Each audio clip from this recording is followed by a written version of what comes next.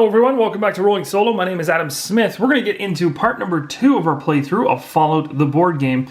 You can see here we ended off our last video in Diamond City. So the Ghoul had ended off our turn. We also noticed that in one of the prior agenda card pulls that the Super Mutant Skirmisher is getting ever closer to us in Diamond City, which is a bad thing. We have Mr. Gutsy up here, who's not as much of a threat at level 2, whereas this guy's level 3. The plan really is to start focusing on this particular card right here, which was our first mission to go through it. We were trying to get to Diamond City, that's what we've done, and now we really need to complete this quest and then get the heck out of here. We also have, and even in the comments people have mentioned, we need to rest as well. We are getting kind of dangerously close to these two connecting, and I can tell you one attack from the Super Mutant Skirmisher where we currently stand and we could potentially be knocked out. That would be really bad. So what I'm hoping here is that we can actually complete the quest and then run away. That'll be the fun part. So we're going to have to choose which direction we go, and hopefully the quest will point us in some sort of direction we're already heading. But we might have to make an evasive maneuver to kind of get away from him. So let's start it off in our turn. 2 actions to spend, and we're going to take a look at the card we just mentioned, the Welcome to the Commonwealth. We're not doing the top one because we weren't able to find any of those symbol of enemies on the board just yet. However, we could find them if we really tried and uncovered more and more spaces, but we decided to head right to Diamond City. So I'll give you a chance to read the top section of this card if you want to pause the video, just to remind yourself what it said. And then it says, this all sounds a bit overblown. Head to Diamond City to discreetly dig up some information. And you'll see right here, there's a symbol. This is a quest action symbol. So you have to spend an action basically to complete your quest in Diamond City. So we'll do that now, which just takes away one of our actions.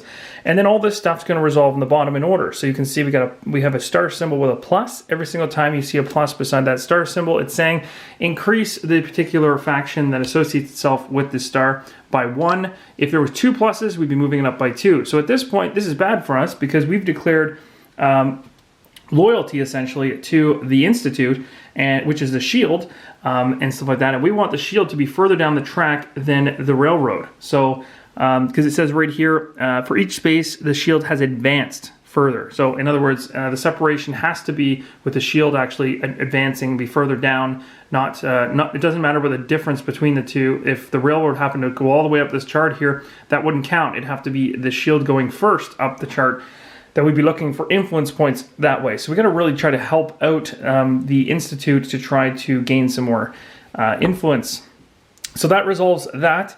Next up on the card to resolve is to loot. So you got a bag there times 2. Very simple. We're going to go to the loot deck, which is right here. We're going to grab 2 cards, and we get these 2 cards. So we're going to take these 2 loot cards, flip them over, and we got two decent items here. So one's the Raider armor. So this one, this is actually pretty good. Now it has a star symbol inside of the armor symbol there.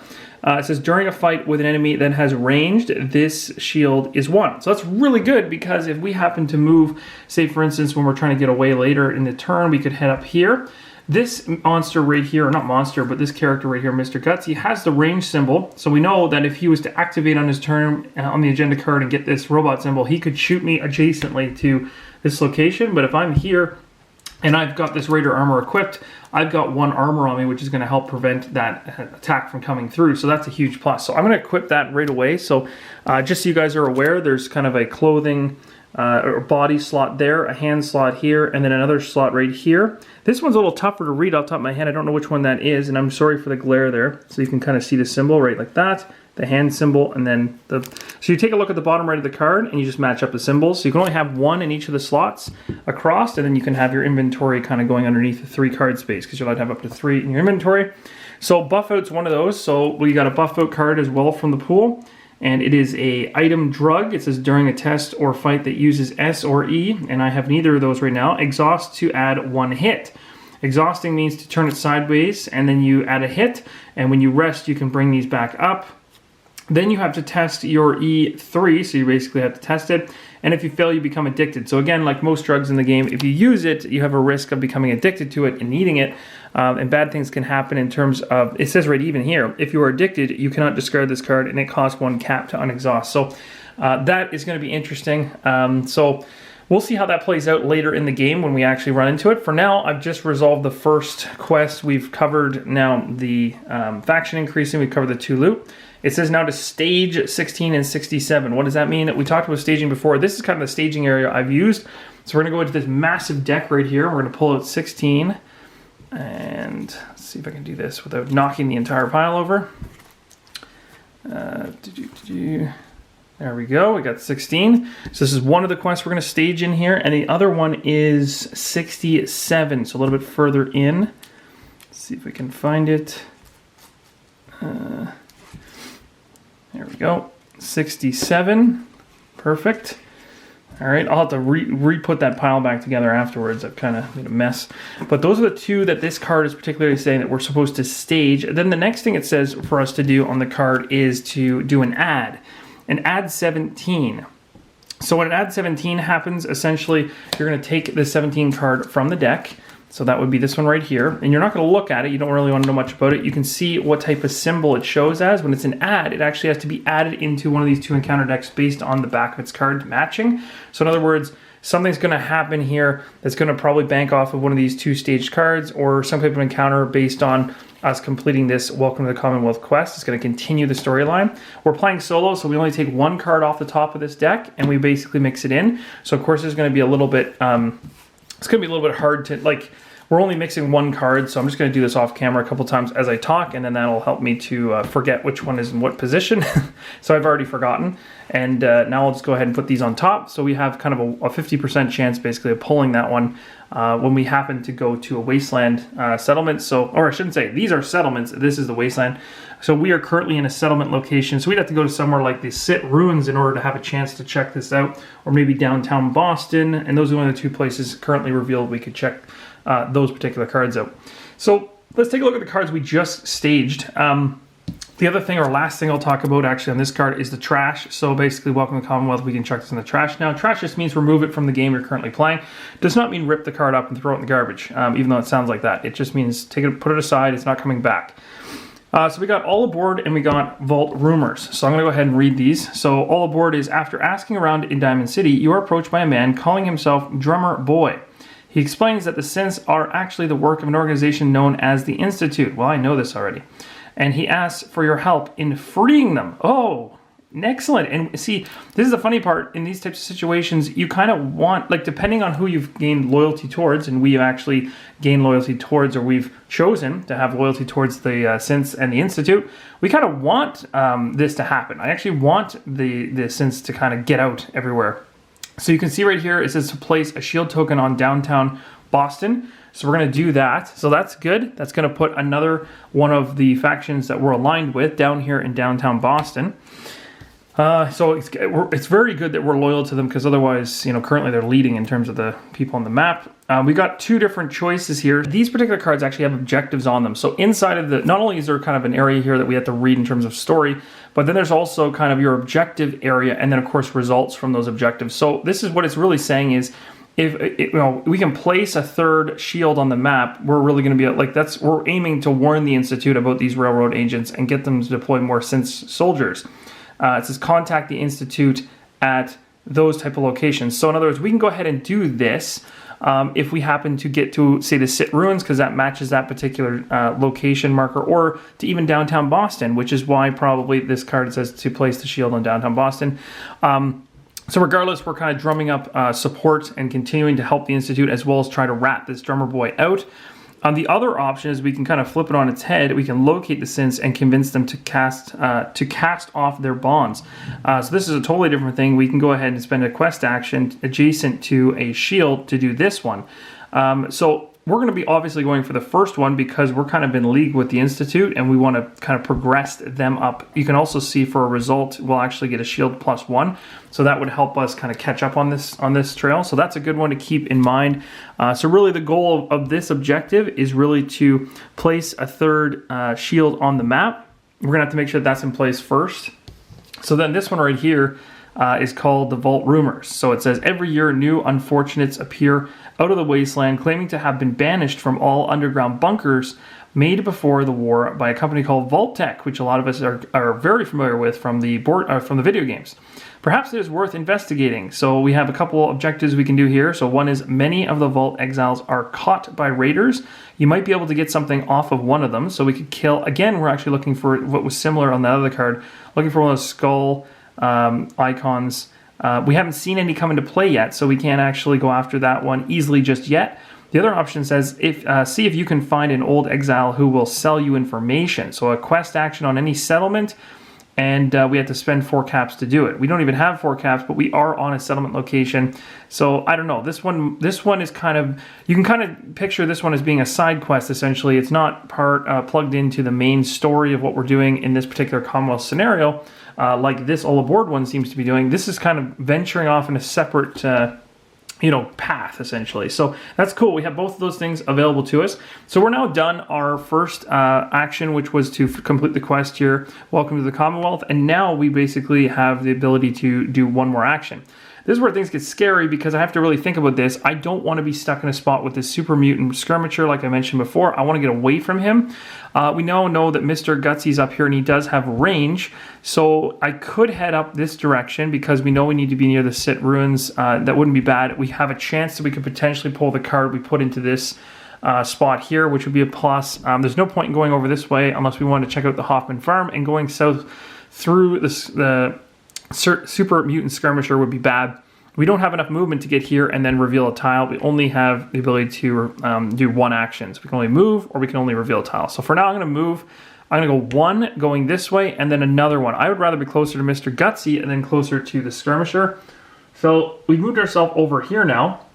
And at this point we're going to go ahead and we're going to be activating the monsters, or by pulling the agenda card to see what happens in the Wastelands. I'm a little worried. I really hope that this doesn't activate something. Oh, geez, it did. Oh, man, did it ever activate a lot of stuff.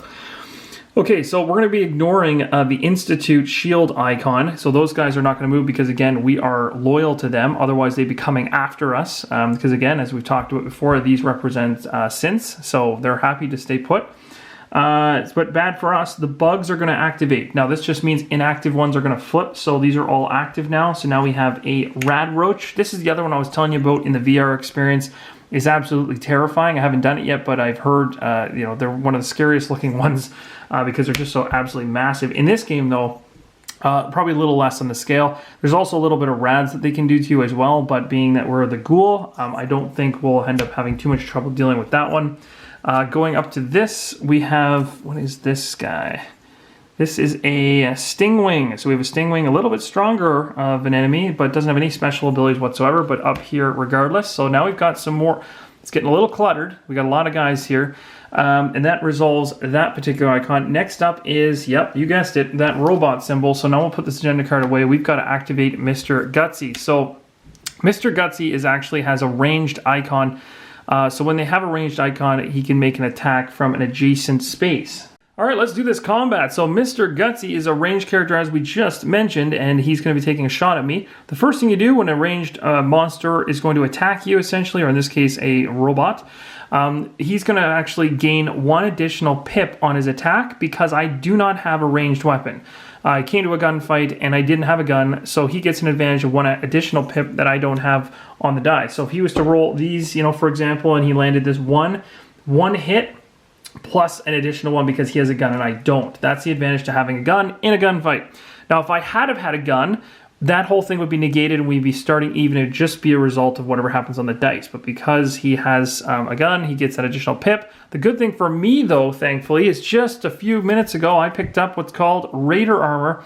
And this Raider Armor allows me, during a fight, basically, this armor becomes 1. So it goes from, if it was a melee encounter, it would be useless for me, but it actually gives me some armor in ranged combat. So that's perfect. So in other words, his gain pip for shooting me from range is completely negated, and we're just going to be going right to the dice.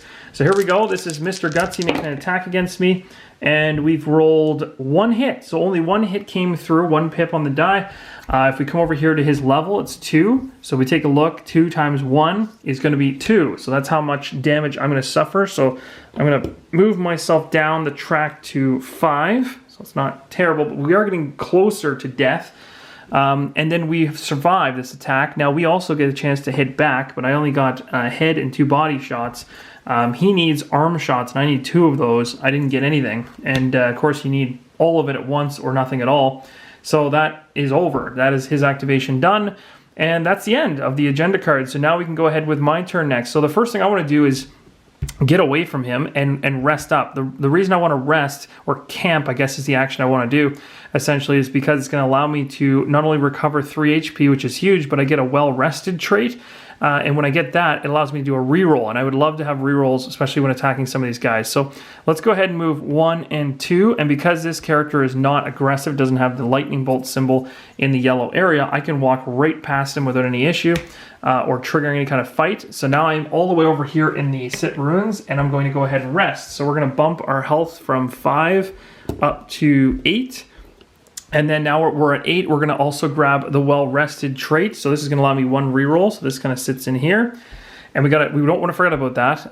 But that essentially ends my turn, because movement of 2 points of movement is 1 action, and then the camping is the other action. We would also unexhaust other cards, so technically if I had to use my buff out for some reason, this would get flipped back up, but I didn't, so there's no issues there. And we're back into flipping in an agenda card to see what happens, and I'm hoping it's not a robot. Okay, so this time we ended up getting, we got the skull that we were looking for in those quests, at least this one here, the Vault Rumors, but there are no revealed skulls on the map, so it's a perfect time to get it. It didn't happen, so we don't have to worry about more monsters, but the bugs are going to activate. So we're going to have both of these bugs coming closer to me, and the fastest route for the Radroach would be to head to this location, so that's not good. And the Stingwing is also going to come here, so we're going to have 2 monsters making their way over to me really quickly. Now it's back to my turn.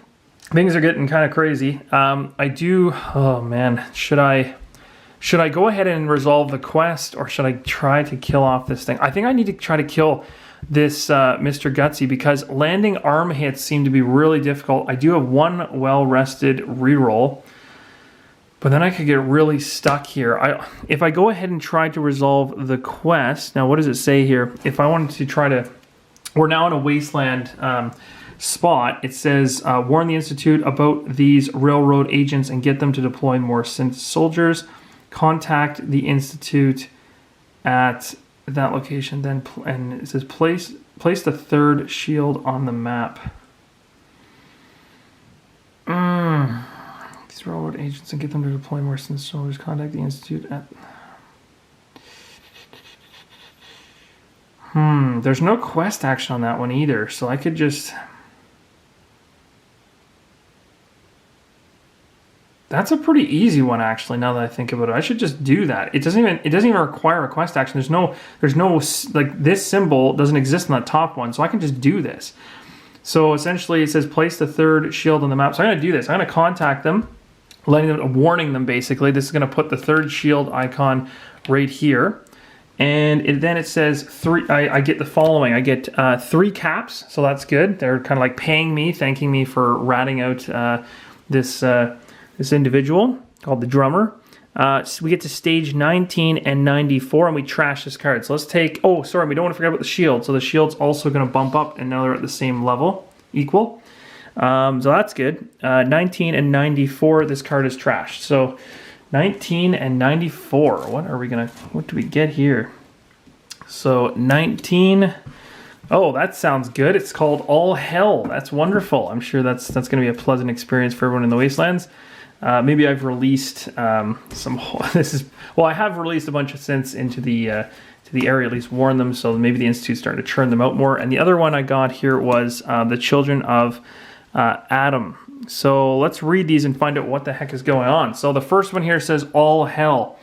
Chaos erupts in the Commonwealth. I think I did that. Stirred up by newcomers asking too many questions, the Institute accelerates their mysterious plans, and the Railroad responds in kind. Oh, geez.